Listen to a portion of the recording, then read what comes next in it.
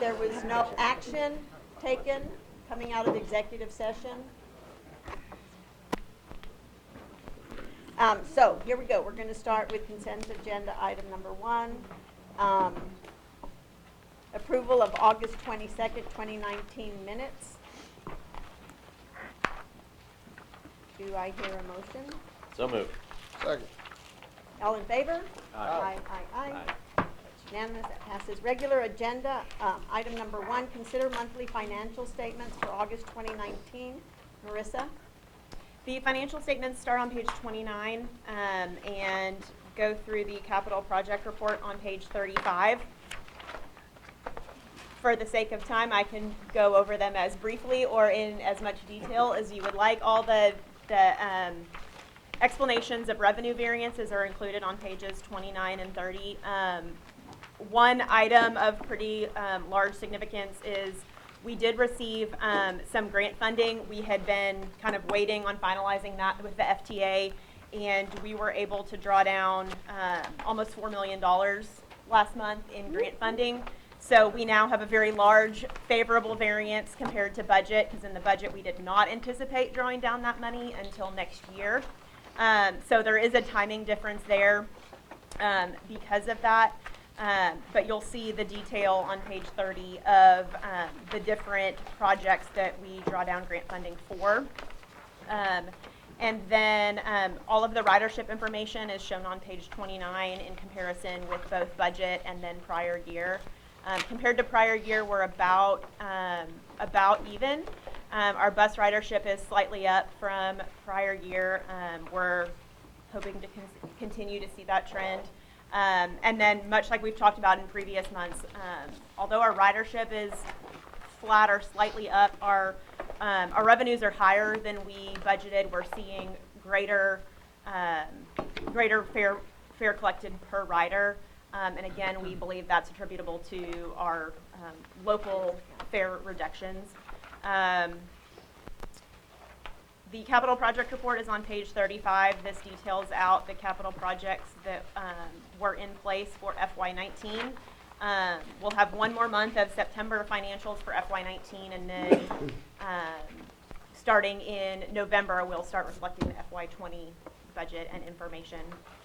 On page 36 starts the sales tax report. Before you get there, I just want a clarification on the ridership. I wanted Michelle to just provide an update on that. Okay, sure. Yeah, actually, system-wide ridership is up 1.2% year-to-date. This increase is due to ridership growth on Denton Connect of 15% and Louisville Connect of 30%. 6 of the 8 routes have shown increased ridership from 5% to 39%, with 2 of the routes showing just slight decreases. Both the Louisville routes, Route 21 is a 23% increase, and Route 22 is a 36% increase. We have seen some decreased ridership at UNT as well as in Highland Village, but the gains in Connect service have overcome that. And why that's important is to our earlier conversation about we made these changes to the Louisville routes over a year ago, right? In July of 2016. Yeah. July of 2016. So it's taken a while, but we're seeing some considerable ridership changes in a very positive direction. That's what I was going to ask, how old those routes were. So. Yeah. And the Denton changes were in January of 2017. The major changes. Okay, thank you. Okay, were you done, Marissa? So you're looking for Sorry, vote. I moved on to item 2. I'm sorry? But yeah, yes, I did move on to item 2. Sorry, I'm trying to rush us through. But yes, we would ask for approval of the financial statements as presented for August 2019. So moved. Second. Okay, all in favor? Aye. Okay, vote passes unanimous. Okay. And your capital projects budget? You need a Yes, that was included with item number 1. Okay. All right. Okay, consider resolution R19-11 adopting FY 2020 capital and operating budget. Amanda?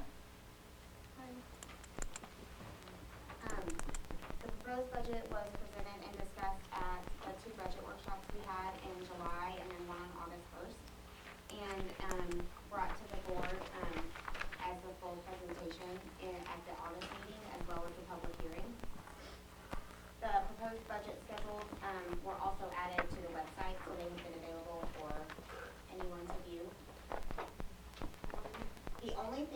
changed, I'm gonna go over, based on feedback we got at the August meeting, based on the service requests, the additional service requests we received from the city of Denton.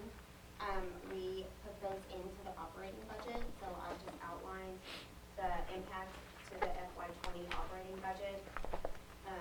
The addition of the Denton service request between the social service agencies, the FY '20 budget impact was $57,784. It assumes the January 20 start date, and a full year will be a little over $77,000 in future periods.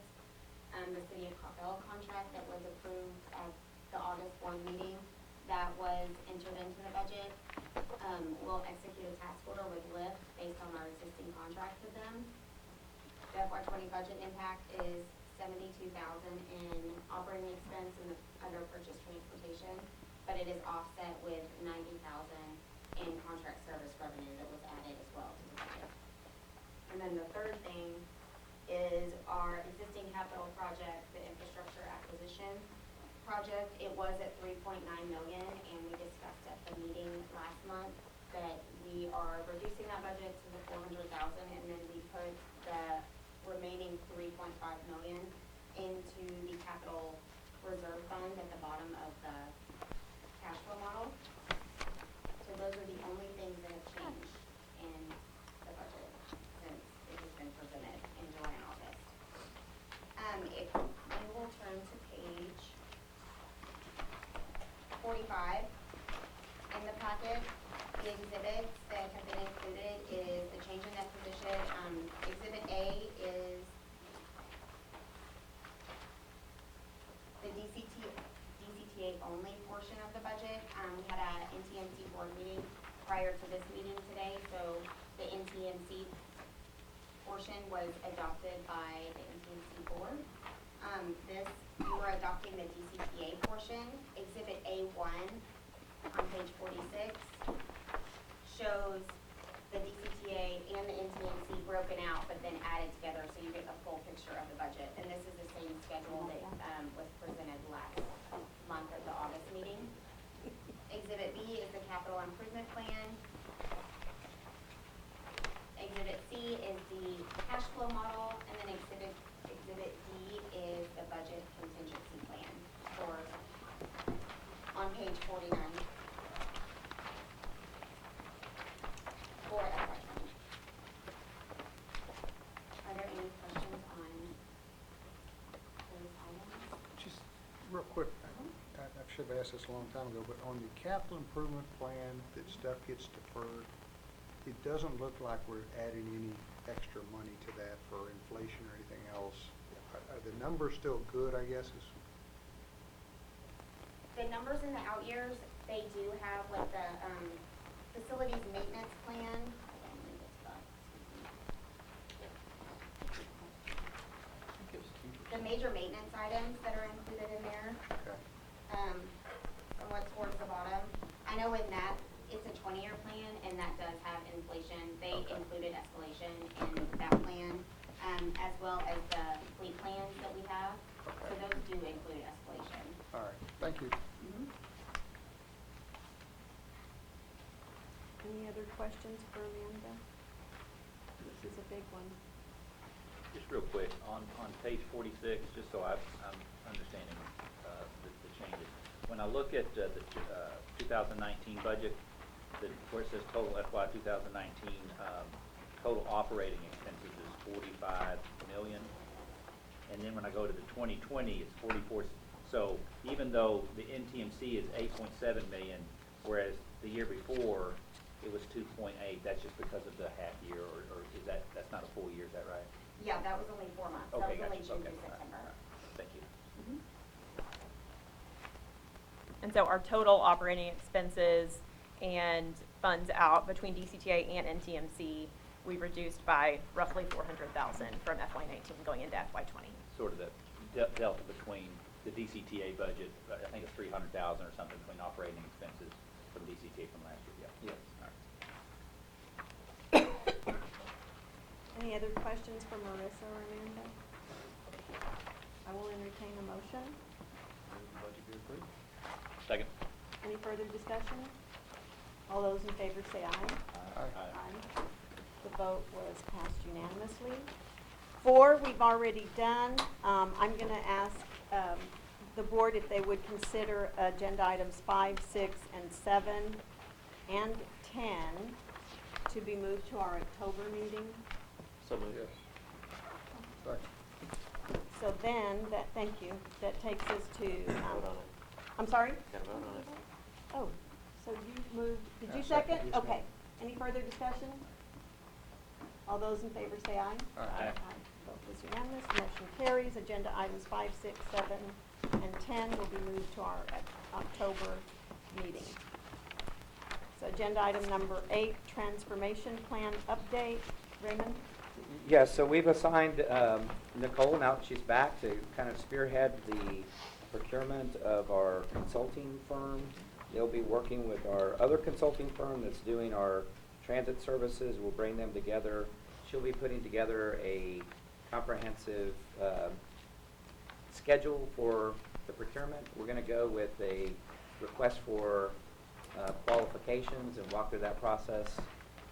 We've met with the 3 city managers. We had a great meeting. Todd Heilman from the city of Denton was fantastic in providing us with some scope of services that he's done in the past, and helped us with a strategy moving forward. So I feel like we're going to be putting together a team internally to work with the consultants. And as I mentioned before, this is going to be comprehensive. It's going to be probably the biggest undertaking that this agency's taken since we've implemented rail. We're actually looking forward to getting through this, because I think it'll not only help us with the transformation of our transit services, but help us align all of our administrative staff and systems and everything for the agency to move forward. And that concludes my update, unless there's questions. Thank you. Okay. Agenda item number 9, cost allocation model status update. Marissa? Yes, so Michael Walk with TTI, Texas A&M Transportation Institute, will be at the October board meeting to provide an update on their proposed cost allocation model, as well as an example of what the model would look like when implemented with our data. So that presentation and discussion will be at the October 24th meeting. I'll be happy to send out an invitation to the city staff, and if there's any county representatives that you would like us to include in that meeting as well, please let Brandy know, and we can make sure that they know when that is scheduled. We're looking to schedule that. Yes, sir. Could we do just a standing invite to all of our state legislators, Ann Parker, Patterson, Nelson? For our cost allocation? No, for the transit, our guest speaker. Oh, for TTI? Yes. To talk about the cost allocation model? No, to talk about transit. What was his? Did I miss it? I missed it. I'm not sure. Yeah, I don't think she's talking about, you're talking about, that we talked about having a guy come in Yes. and talk about. Transit. Yeah, but. No, not the mass We'll allocation. get Okay, that. yes. Sorry, took a tangent. Another item. Moving on. Yes. Moving faster than we are. That's So if number- there's item number anyone 11. specifically from the county that you would like us to include in that meeting notice for the October meeting, let us know. I do want to just clarify one thing about the cost allocation model. I know that in the past board meetings, when we've talked about that, there's been comments made about allocating costs to the member cities. That's fine, but I just need to clarify, my position was, I wasn't necessarily looking for cost allocation models to the member cities. I was looking more for cost allocation model to third-party contracts. So I just wanted to clear that up, because I think that could get pretty in-depth. To me, I just wanted to make sure, are our third-party contracts recovering their cost of service? Sure, To try to and- figure out how to do that. So Sure, I just wanted to and- make sure that was clear. And we have not yet seen the final product, but it allocates, the various iterations that we have seen, allocates costs to each service. So Okay. service by city between fixed route and demand response, service to for each of our contracts, Okay. allocates all of that out. Great, thanks. Any other questions on the cost allocation model? Okay, all right, thank you, Marissa. Agenda item number 11, discussion of regional transportation and legislative issues. Lindsay? Yes, ma'am, I'm sorry. Agenda item number 11, do you have anything to say on that? Yes, I do. We just have a really quick briefing item for you. I think last meeting, Christina provided a brief update as it relates to the legislative consulting services RFP process. So that RFP was issued on August 8th, and it closed on September 11th, and evaluations are ongoing. And I believe we're going to have a final evaluation phase coming up here in the next couple weeks. And Councilman, see here I go back to Mr. Gilmore and I will actually sit for the last session of the process. Question on that. Yes. I think I understand some of the finalists. Have y'all determined the finalists? Have y'all determined? the So final? we are. Without naming any name. I'll say this very general. It would be difficult if one of the finalists is also a political consultant for my member city. So just want to put that out there. Okay, thank you. Okay, yep. Thank you, Mayor. Anything more on that, Lindsay? No, that's all. Michelle, do you have anything to report on that same item?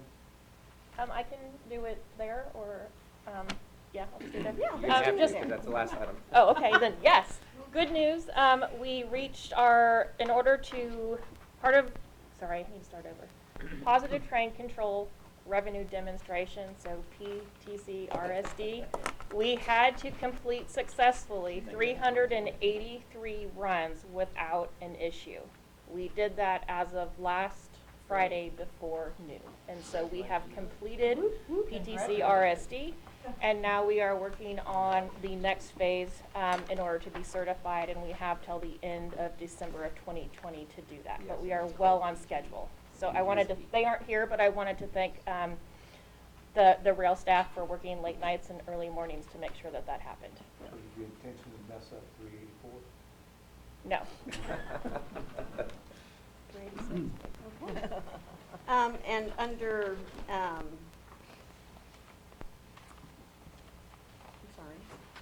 We're on number 11. Yeah, I know. So under regional transportation, I just wanted to say that during the Irving Transportation Summit, and Tom and I attended that, that Judge Eads, along with the Transit Coalition of North Texas, provided a transit leadership reception, in which, I have a son that's ill, in which the chairs and the vice chairs of DCTA, DART, Trinity Metro, we all came together, had a great reception, and we are talking about working together regionally, and we will have quarterly meetings with our other transit agencies. And so I thought that was just a great thing to, well, he's our judge, but he's also the RTC chair, Judge Eads. Just an effort to improve our working relationship. And I did meet with Judge Eads on Monday to discuss more of working relationships with DART and Trinity Metro. I'd just like to add that a few months ago, I reached out to Gary Thomas, the President Executive Director of DART. We had breakfast, spent about an hour and a half with him, and we agreed that we would meet every month to have conversations that I've communicated to this board. There's several issues we need to work through, so first thing we need to do is just establish a dialogue and communication, so we're reaching back out to him to establish that next conversation as we start thinking about all the opportunities and challenges that we have with our partners in the region. We can continue to work with them and have a good relationship moving forward. Yeah, excited. Okay, future agenda items and board member requests. So request for agenda items to be done at the meeting, and so I and our vice chair, Gilmore, will be meeting with staff to go over the agendas, just to make sure that everyone's input is considered. And we also need to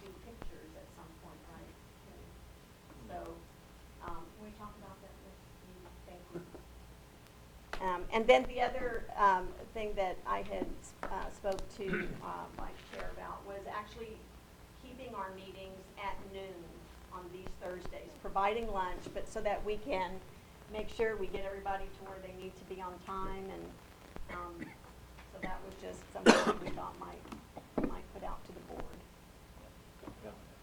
Or 11. 411? Here we go. Hopefully this is an anomaly. Yeah. She's paid 2.5 hours on the bylaw, yeah. Okay, report on items of community interest, Michelle? Still want me to do those? Oh, okay, sorry. Let me get my notes. Western Days? So, we have a very busy weekend coming up. So we have Louisville Western Days that we will be providing special event shuttles from the Old Town Station to the event, providing 2 vehicles on Fridays and 2 vehicles on Saturday. It is also UNT Family Weekend, and we will be providing multiple vehicles from 6:15 a.m. to 10:30 p.m. to serve that. And then just in the past, we did the Highland Village Balloon Festival as well. That was Friday, August 16th and Saturday, August 17th. We provided a total of just under 500 trips. And we, let's see, that's enough. And then we also had a special request from the Louisville City Manager's Office to provide shuttle service from 2 hotels in Louisville to the Pop Festival. And we were able to do that, and we served about 430 individuals with that service as well. And I want to thank Michelle and her team. I actually received a call from the city manager actually thanking Michelle and her team because they did an outstanding job. And the feedback that we got was that all the customers that were at the hotel really thought highly of the shuttle service. And so thanks again for all the hard work, and pass on our thanks, Michelle, to your team. We all were incredible. And just one note on Western Days, because we are a sponsor, we do have a small number of VIP tickets available if there are board members who are interested. So we do have those in office, but if anybody's interested, let me know after Those the were meeting. phenomenal last I year. can't even get extras, so. Oh, well, perfect. There's our connection. No, I'm saying I can't even Oh, get you them. can't. Yeah. Oh. They Yeah. get 2. Oh, yeah. It is a smaller number of VIP tickets than it has been in the past. So Yeah. normally it's been, we freely hand them to the board, but it's a smaller number this We had year. some people thinking it was different. Yeah. Surprise, surprise. But if you're interested, let me know. If I have the tickets available, you're more than welcome to them. So from anyone, any other items of community interest, anything going on in your community that would be good for us to know? Just real quick, I'll say I did attend the Silver Line opening. They did the groundbreaking at like 5 different places. I went to the one in Carrollton, and then they had a luncheon at DFW and had a lot of people there that did a really nice job. They're saying December 31st before midnight, they'll have that open. And then by the time the meeting was over, I think Gary had told them, all right, 4th of July it is. So, yeah, so we'll see. But, yeah, 2022, sorry, yes. Yeah, I was gonna say, but that's. No, excuse me, 2022, yes, yes. We're also going to be trying to schedule some folks in and make it more convenient. Someone from Trinity Metro, one of the gentlemen that's responsible for the hotel in Grapevine, the whole construction project that they're doing there. I attended a meeting along with Paul.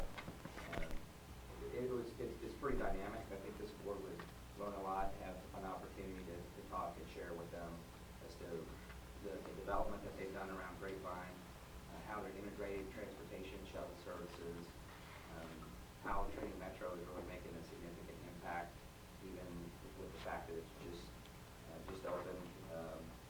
It's really an exciting development. We're also going to try to bring someone from Michael Morris' staff, and not Michael himself. It's a challenge for Thursday's board meeting. He also has meetings scheduled, but I do want to start bringing some folks in. I think TJ was mentioning a gentleman that was brought up a while back from Hewitt Zollers out of Houston. Phenomenal, one of the best long-range planners. I've heard him speak at the CEO's conference in APTA. Really dynamic speaker. We're going to try to get him in December, so just stay tuned. We'll let you know in advance when they're coming. Yes, ma'am. I also wanted to thank DCTA because we did we installed some art benches in our Old Town area and our streetscape that's connecting to the station. So they're basically benches that are functional, but they're art pieces as well. And DCTA had allowed one to be installed in there, actually partnered with us to have one installed at their Old Town station. It was very cool. It's got a kind of a curved, modern looking, but old, because it's Old Town, what are they called? The rail. Yeah, so it's really cool. You should check it out. And I just want to thank the board on behalf of the city of Denton for the shuttle service between Monsignor King and our daily bread. They still have to work some hours out, so it's not, and it still could be something that is challenging, but at least from this perspective, we have done what we can do, and so it's up to them. So I really appreciate it. I think it's going to provide a tremendous service for those people who need it, and plus I think it's going to provide a tremendous service for the downtown area because it helps transport people from one place to another without having to migrate down that corridor. So thank y'all so much for that. Appreciate it. Okay. All right, so I will entertain a motion to adjourn. So moved. Oh, well. Any discussion? All those in favor say aye. Aye.